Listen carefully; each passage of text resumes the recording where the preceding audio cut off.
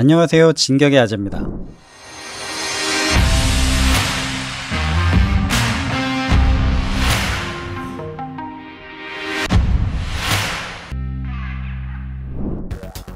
KFX Korean Fighter Experimental F-16급 이상의 성능을 가진 미디움급 전투기 개발을 목표로 대한민국의 하늘을 지킬 우리의 전투기. KFX 교전 영상의 핵심 기술들이 내포되어 있습니다. 요격을 위해 자체 레이더로 탐색, 비행편대 내에서 임무편대장이 할당한 표적에 대해서 락콘, 파이어, 적기도 락콘한 표적에 대해서 파이어, 에이사 레이더, IRST, RWR 등 센서 통합 소프트웨어를 통해 적의 위치를 정확히 계산하고 RF 제밍 능력을 통해 제밍에 의한 적 미사일을 디피트 시킵니다.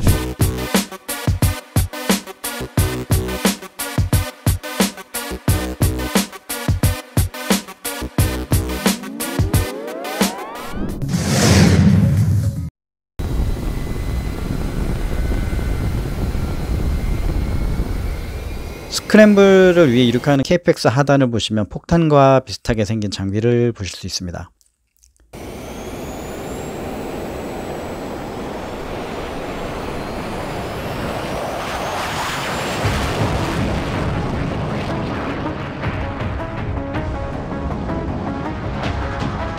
EOTGP 전자 광학 및 적외선 센서를 통해 주야간 공중 및 지상 목표물을 탐지 추적하고 레이저를 이용한 무장 유도 및 지상 표적 정밀 타격을 지원하는 장비입니다.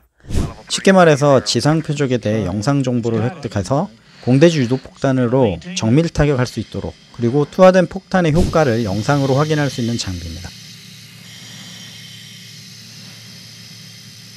TGP는 알겠는데 왜 2호가 붙었을까요? 적 위협에서 되도록 먼 곳에서 작전을 수행하는 게 좋겠죠. 그러면 해상도가 뛰어난 영상 센서가 필요한데, 표적을 탐지 추적하기 위해서는 옵티칼, 광학 카메라가 필요합니다. 야간 추적에서는 광학과 IR, 적외선 카메라 기능이 필요합니다. KFX가 노후화된 F4와 5로 우선적으로 대체할 것인데, 블럭이 진화함에 따라 이미 도입한 지 30년, 20년 훌쩍 넘긴 F-16 PBU 그리고 KF-16을 대체하겠죠. 이때 RF-16이 운영 중인 전술 정찰 임무 KFX 2호 파드가 넘겨받지 않을까 생각합니다. 그러면 유인 전투기 정찰 임무는 RF-16과 같은 특정 대대가 맡지 않고 KFX의 모든 항공기가 임무를 맡을 수 있겠죠. KFX 전투 임무와 정찰 임무를 동시에 수행하는 전투기가 될 것으로 생각됩니다. 지금 F-35와 비슷하게 전투뿐만 아니라 센서로 사용된 KFX 상상이 됩니다.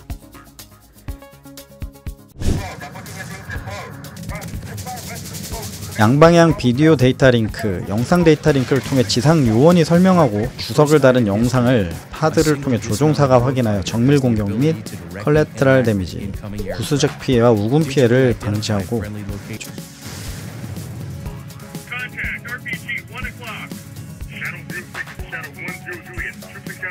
조종사도 파드를 통해 이동 표적을 촬영해서 지상 요원에게 전달하면 중요도가 높은 표적에 대해서 실시간 표적 확인과 공격이 가능할 수 있습니다. 이게 지상 요원이 보는 것뿐만 아니라 지휘부에서 볼 수 있겠죠. 미사일 발사대, 주요 지휘관 등 이런 표적에 대한 실시간 타격, 아주 중요한 임무입니다.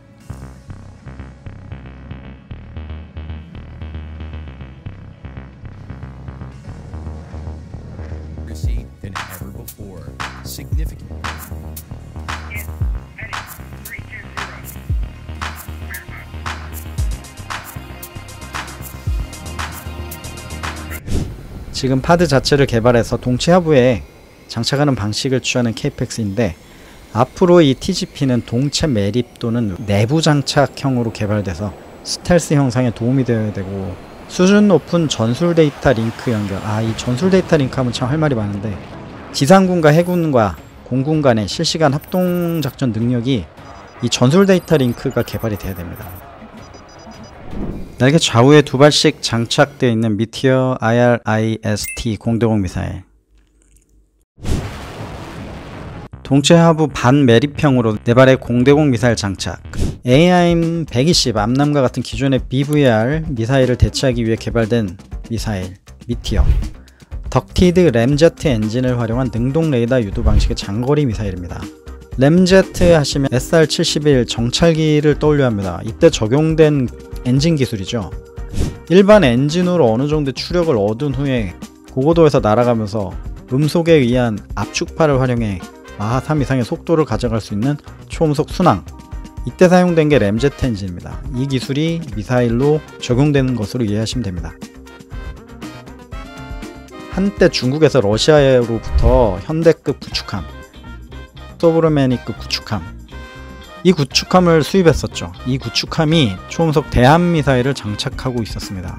이때 일본 해상자위대에서 도입한 23 레이더 스파이1 차리 2하급, 일본이 급하게 스파이1 델타 레이더로 업그레이드를 합니다. 초음속 미사일에 대응하기 위해서 A사 레이더도 레이더지만 이 화력 제어 컴퓨터의 처리 속도가 빨라야 됐죠. 일본이 불이 나게 빠른 속도로 업그레이드했던 이유, 초음속 미사일 램제트 엔진을 가진 초음속 미사일 때문이었습니다.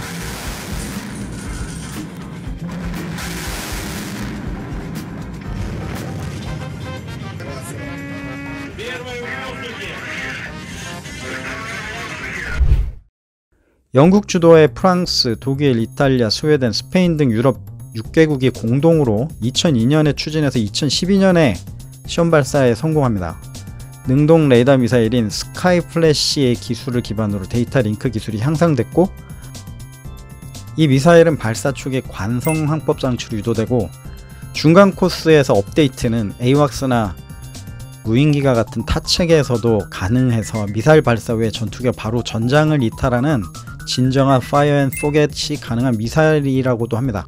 액티브 미사일로 알려진 대부분의 미사일들, 사실 살펴보면 세미 액티브의 발전형이라고 봐야 됩니다. 레이더로 표적을 획득해서 미사일을 발사하더라도 미사일이 자체 유도가 가능할 때까지 항공기가 계속 락온을 유지해야 됩니다. 제한된 액티브 미사일, 이렇게 생각을 해야 되죠. 미디어를 장착한 KFX, 향후 BVR 교전에서 KFX와 무인기와의 콜라보도 기대가 되네요.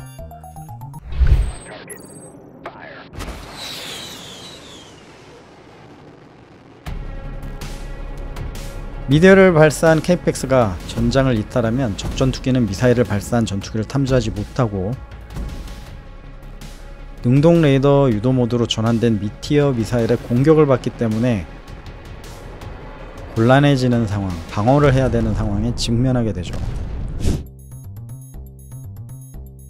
유로파이터, 라팔, 그리펜에서 사용되고 있고, 영국 공군 F-35B 적용됐나요?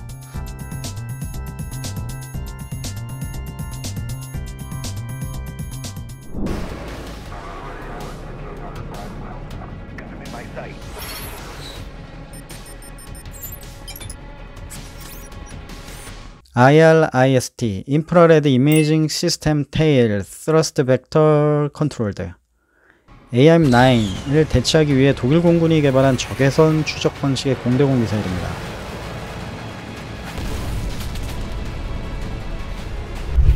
(1980년대) 나토와 미국은 미사일 개발에 대한 합의서를 체결했고, 미국 AIM-7을 대체하기 위해 암람을 개발하고, 나토는 AIM-9을 대체하기 위한 아스람을 개발하기로 합니다. 그런데 1990년 독일이 통일돼서 미그 29와의 모의 공중전을 벌였는데, 미그 29와 HMD 헬멧 마운티드 디스플레이 결합된 AA-11 아처의 이 표적 획득 그리고 추적 능력, 기동성, 미사일의 기동성 부분에서 AIM-9 마이크 이상의 성능을 보이자 독일은 돌연 아스람 계획을 취소하고 독자 개발로 나갑니다. 영국과는 다른 방식의 시커를 개발한 거죠. 1995년 독일이 그리스, 이탈리아, 노르웨이, 스웨덴 그리고 캐나다와 공동으로 개발해서 2005년에 실전 배치합니다. 외관상 드러나는 특징, 로켓모터 후방부에 긴 직사각형 모양의 4개의 날개, 제어부의 피는 가늘고 긴 형태를 가지고 있습니다. 이미지 IR로 표적을 획득하고 TVC, 스러스트 벡터 컨트롤로 60G까지 기동이 가능합니다. 60G의 기동을 할 수 있는 미사일을 회피하려면 전투기는 적어도 12G 이상으로 기동을 해야 됩니다. 이런 전투기 현재는 없죠. 스루스펙터 이게 무서워요. G가 많이 걸리기 때문에 날개로 비행이 안 됩니다. 그래서 스루스펙터 컨트롤이 미사일에서부터 시작된 거죠. 그게 항공기에 지금 퍼진 게 Su-57, F-22 스루스펙터 컨트롤이 들어간 거죠. 현재 독일, 벨기에 등 11개국에서 사용되고 있는 미사일입니다.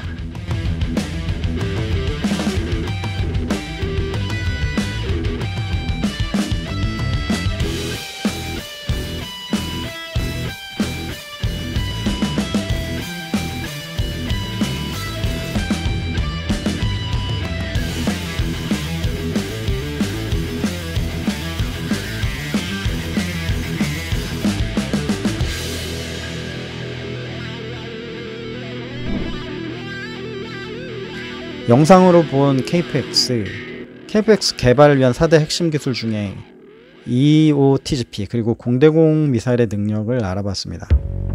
계획한 성능이 구현되도록 격려와 응원이 필요한 때인 것 같습니다.